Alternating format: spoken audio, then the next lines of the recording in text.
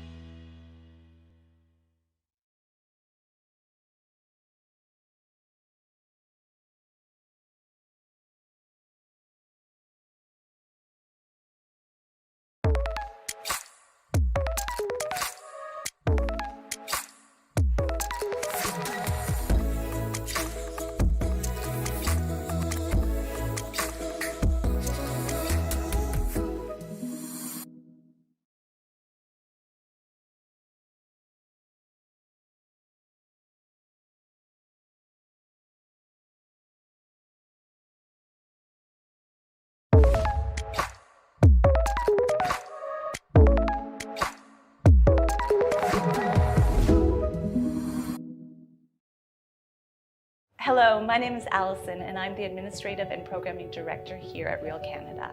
One of my all-time favorite films is The Sweet Hereafter by Adam McGoyan.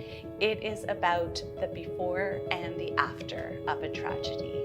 It takes each character and talks about their experience with the bus crash and creating a collective memory. And we never find out what actually happens, but instead we experience what each character feels and how their past and their present relates to the story.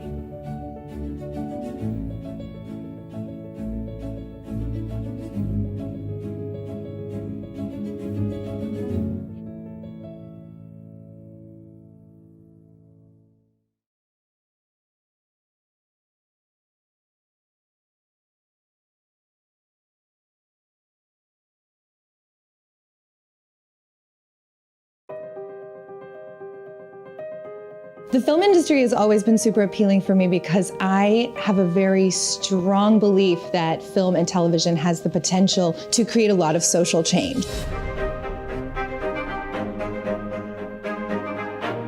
When I was in high school, I used to watch a lot of movies. I'd collected movies in the past. I was super into beauty, super into art. Not a lot of subjects and things appealed to me because I wasn't really involved in many social groups, but I always loved photography. I was all about the sports on one hand, but then also had this love and passion for film and TV that was kind of bubbling up under the surface. And then my curiosity just sparks, and next thing you know, I'm on the journey to become a makeup artist. The fun part of being on set is like learning, experiencing, and connect to people. There's so many different crews, so many different people collaborating to kind of create this one project. It's such a cliche, but the set, it really does turn into a family. I found my people. And when you're on a film set, it's its own little world. Everyone starts to sync up their brains and they start imagining the same thing, and then they try and actually make it reality. There's something so palpable and so amazing in that. No two projects are ever the same. Every day is different. Everybody is focused. Everybody has a job to do. We all come with it with a certain mindset, and then once you start talking, it turns into something that you couldn't have imagined, and that was just better than the original plan. When I'm on set, I feel like I'm at home. This is what I was meant to be. We're such a diverse country culturally, and there's so many stories to tell. You can tell a good story no matter who you are, where you're from. You can tell the stories that you want to tell that really relate to you, relate to where you're from, and relate to the stories that you grew up with. It makes you feel as if you belong to a bigger family. My first job in the industry was working as a production assistant. I've worked as a cable puller, a boom operator, on-set photographers, a DOP, a filmmaker, an editor, a carpenter. I was a set dresser. I was a props person, prop builder, animal wrangler, picture car coordinator, a stitcher, a costume designer. Oh yeah, craft. I made food for the crew. Don't limit yourself. You can. When you get offered something, say yes to it. You have the opportunity to explore a million different avenues of different types of jobs, different types of work. I know it seems like this career is kind of impossible. It's not. So my biggest piece of advice is go for it.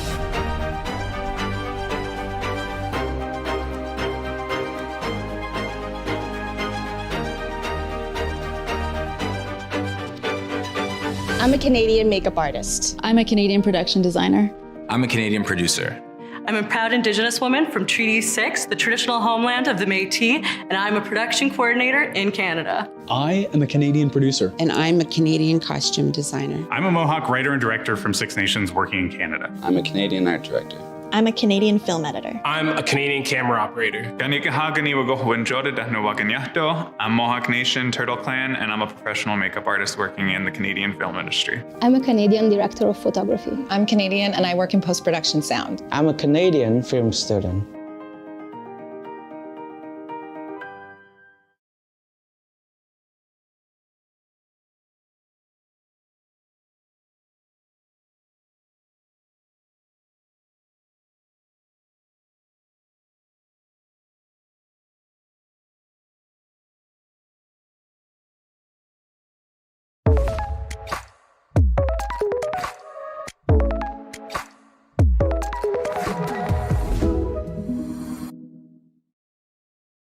Hi, my name is Eric Tisch, and I work on the festivals and programming teams at Real Canada.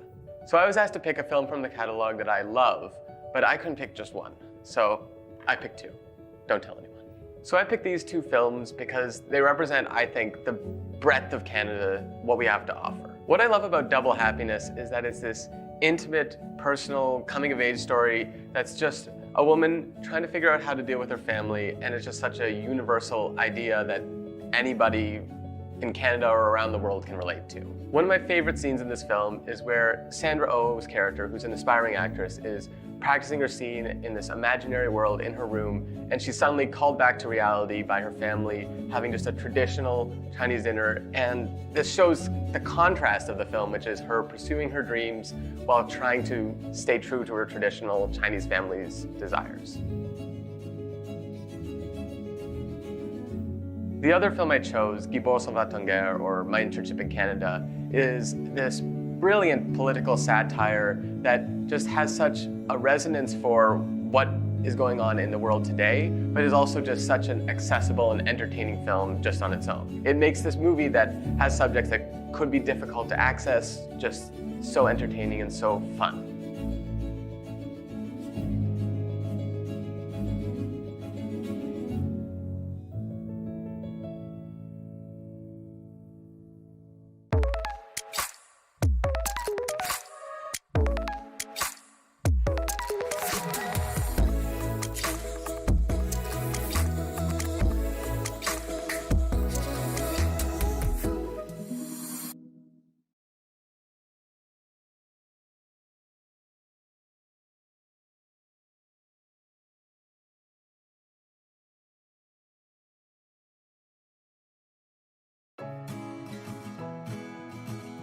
Hi, my name is Simon Tabazi, and I'm happy to be an RBC emerging artist. Since I was young, I just had like creative energy and I love stories. Halifax, it's a small film community. You do have the advantage of it being a small community, right? Like, everybody gets a chance. Short films are huge. Short films are a really big part of getting started and breaking into sort of film and TV. Like, I had done a bunch of student films that we didn't even put into festivals. We were just kind of making them for the fun of it. But they did kind of set up the groundwork for getting in front of the camera and just not being too afraid. Look, man, last favoring you out for good. All right? I said I'm done. I'm not like you. You're not like me. Yo, what's like me, man? Hey, what's like me? That moment where you do get the call and they're like, hey, they want to give you the role, seeing that it's worked, you know, because there's a lot of times it doesn't work. So it's just like, it's a great feeling, you know. I think I'm gonna bring them some up-home music, you know, show them how we do. 30, 40 years, if I could still be evolving and, you know, just kind of growing with the audience, right? That is the goal, right, for me, the work. The work is the goal.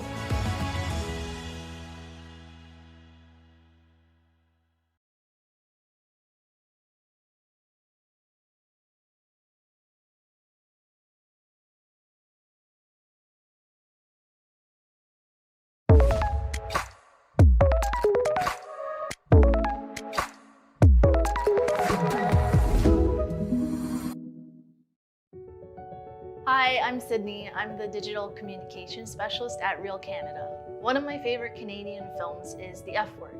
Daniel Radcliffe stars in it, and I love how it showcases Toronto and the beautiful places you could visit. A fun fact about the film is that it features one of the best diners in Toronto, the George Street Diner.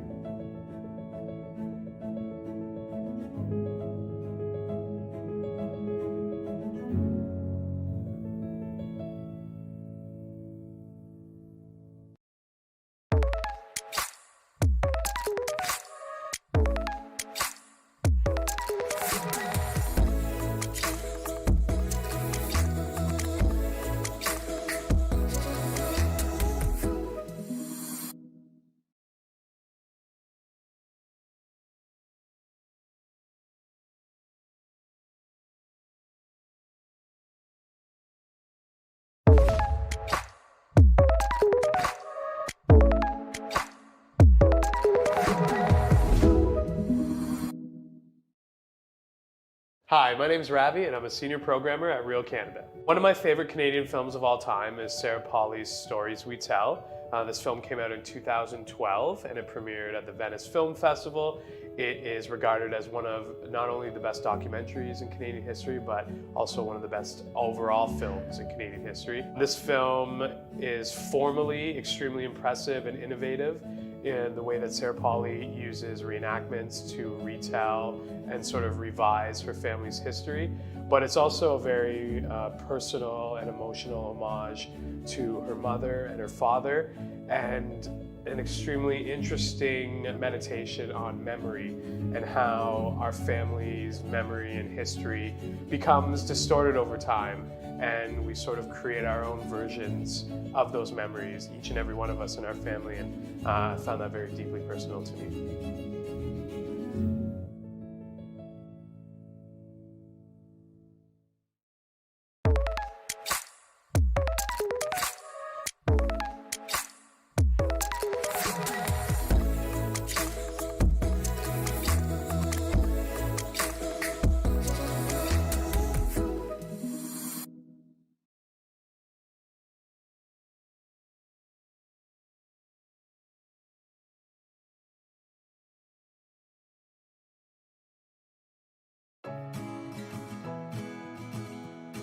Hi, my name is Anna Lam, and I am happy to be an RBC Emerging Artist. We just did a northern tour, and a lot of people are like, I can relate to that. I have been through that. I felt that. To understand there's a balance to everything. There's so many things in my life that I'm passionate about, such as activism, talking about Inuit culture and bringing forward the injustices in our community, that I could do all that through film, and I can do what I love through film. To acknowledge how we're all facing different hardship, and to have compassion and empathy. No matter what you're dealing with, you are not alone. And through community, we can see the light. You come from a small town and you're like, you don't expect something like that to happen. You don't expect to be a part of something huge like that, but just an absolutely beautiful situation altogether. Auditions come and go. Don't let it take away from the fun of acting and your passion of acting. Trickster was so much fun. Trickster was such an amazing production to be a part of, and seeing how much conscious effort was put into making it a very safe space, and a space that Indigenous creators and Indigenous actors and crew feel like they want to be a part of and feel like they're welcomed in. And this was family. It was family. I didn't think you had a fun side. Them sound like fighting words. Well, you're all reclaimed this, decolonized that. You got it. Check this out. Hardcore resistance with a dash of sparkle, if you haven't noticed.